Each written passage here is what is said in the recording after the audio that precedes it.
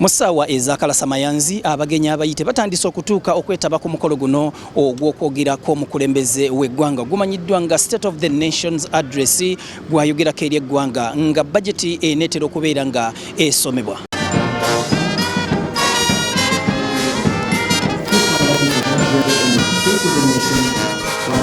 Mubannono mubaddemu abakulembeze b'eddiini ab'ennono wamu n'okuva mu gavumenti eya wakati.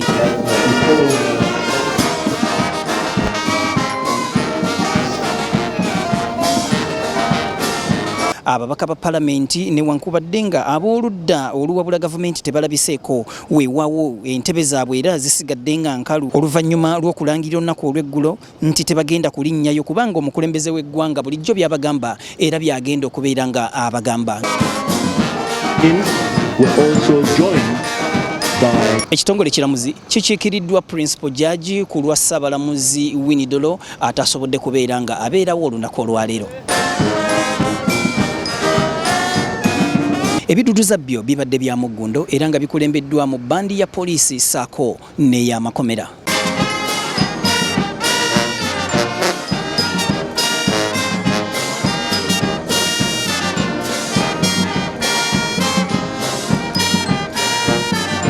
Wana abagenyi ab'enkizo batandise okutuuka omubadde sipiika wamu n'omumyuka we kw'oteeka n'abagenyi okuva mu mawanga ag'ebweru bambasada n'abalala bagwa mu kkowa eryo.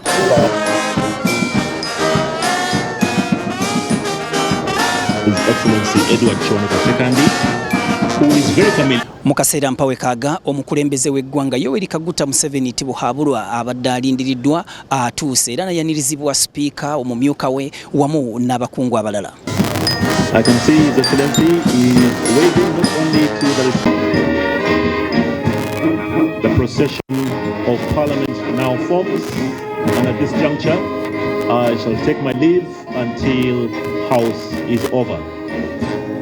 His Excellency, the First Lady, are being escorted to their tent, at which point His Excellency will sign the visitor's book. Wano President Yoweri Museveni ayogeddeko eri eggwanga era bw'atyo n'avumirira enguzi Kakutiya ekudde ejjembe. Bw'atyo n'alaga nti agenda kuggyayo n'ag'omu buto era agenda kulwana wakiri okukuuka ejjembe okusobola okulwanyisa enguzi okugirinnya ku nfeete mu ggwanga Uganda.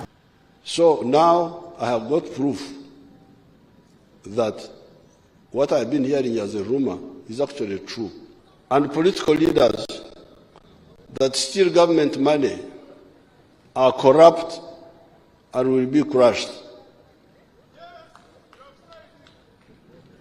There are, however, other actors that get bribes from foreigners to work for foreign interests. These are both corrupt and traitors.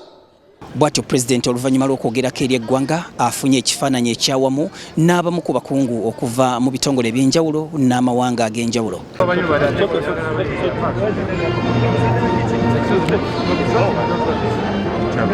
Ekitongole ky'ebyensimbi kye kimu ku ebyo ebisinza okusimbibwako essira nti enguzi mwana wattu yeegirisa ng'ekigotta entula era wano naffe tetubadde babi tutuukiridde minisita omubeezi w'ebyensimbi Musasizi bw'atyo n'alambulula ku ki kye bagenda okukola nabo okulaba nga balwanyisa enguzi mu kitongole kyabwe. Tufunye guidance tugenda kukola kyonna ekisoboka tulabe nti accounting officers baadde hearinga tu bakola ebintu bye tuba tubagambye ngu bakole. Mu mbeera eno omubaka w'emiyaga Theodore Sekikubo era ng'ono yatandika kaweefubu okuteeka emikono ku biwandiiko okulaba nga bakamiisona ba palamenti bagibwamu obwesige asanyukidde ekyomukulembeze w'eggwanga era bw'atyo n'abuukulira minisita Hamison Obowa nti ye tagenda kuzikiza ku ebyo bye yabadde agamba nti balekera okuba omukulembeze w'eggwanga agenda kwogera yakyakuŋŋaanya emikono era ne lisiti ye atambudde nayo olunaku olwaleero. Abaka ba palamenti kyalina kyakwekwasa era abaganye ku lwabwe kubanga President agambye nti neewuwa abagezigezi bagezaako okusaba abantu enguzi okugenda okumulaba nti President alaba nga owadde ssente naye obulyako bwa palamenti ne finance ekikuubo kiva bwe kiti mu finance ne kiyiwa mu palamenti neyiwa mu finance neyiwa mu palamenti ababbi batudde mu parliament kati n'olwekyo tuffe awo tutandikira era otunywereza okukusa ensonga eno. Bw'atyo oluvannyuma lw'omubaka Ssekikubo okugamba nti ye tagenda kuzikiza kino, nampala wa gavumenti Hamilton Oboa abuyise butabeera na mpisa kubanga Eddie Master bw'abeera ayogedde ate Eddie Prefect oyogera otya. The most fair when we are acting in a disciplined manner is to surrender whatever we have to him for purposes of proceeding with the proof that he has collected over time. The Chief Justice tells you this case is before me. Will you, the magistrate, still proceed with the case? The Archbishop tells you this matter is before me. Will you, the Bishop, still proceed with the case? Bannaddiini tulabanga be balyoyi b'emyoyo okulabanga gisobola okukakkana enguzi okubeera ng'eggwa mu ggwanga Uganda. Bo batugamba kiki ekiyinza okukolebwa okulabanga enguzi eggwa mu ggwanga?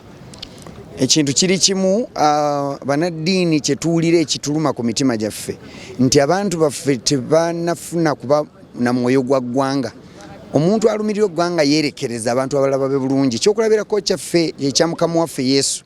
Mukama waffe Yesu yaleka ebitiibwa byonna mu ggulu n'ajja n'anonako abantu abaali beevuluze mu bibi n'abafiirira n'abawa obulamu bwe. Naffe bannaddiini tugamba oba abakulembeze b'enzikiriza nti Mukama tasobola kuwa mukisa ggwanga lyaffe nga tuli corrupt, tubaako ekibi kya muzizo. Tusaba abantu bonna beekube mu mutima tulumirirwa ngane naddala abali mu bukulembeze mu byobufuzi tulumirirwa eggwanga lyaffe. Buli muntu kolera abantu abakulonda banoonyeeko ate obaddize. Bw'oba ofuna obukadde 25 fe okulaba nti omwezi mugabana wakimugabanire wakati oba 10 buzzeeko mu kitundu gy'okolera. Be bantu abakuteekawo ate buli muntu singa tukola bwetyo n'ofuna percentage owa abantu n'abantu bano tebasobola kulema kukuzzaayo. Naye kibadde ekyannaku nnyo nti buli ayingira mufuzi agenda alina ekibalo oba ayingiddeyo ne loans nnyingi bw'atuukayo yefaako yekka. Ekyo ekintu ino kikendeeza oba okigirawo ddala tusobole okuweereza eggwanga lyaffe ne Mukama n'atuwa omukisa mu kuweereza kwaffe. Okusinziira ku ssemateeka w'eggwanga Uganda awo omukulembeze w'eggwanga Enkizo okwogerako eri eggwanga olunaku luno olwanga 6 omwezi ogwa Juni era nga olunaku luno lutera okubeerawo nga bajeti y'eggwanga egenda kubeera nga esomebwa era ng'ennaku z'omwezi 13 eno nga ye ssabbiiti ejja bajeti y'eggwanga egenda kubeera nga esomebwa. Kabuye Israel, Kavuma Ibrahim, Ekololo.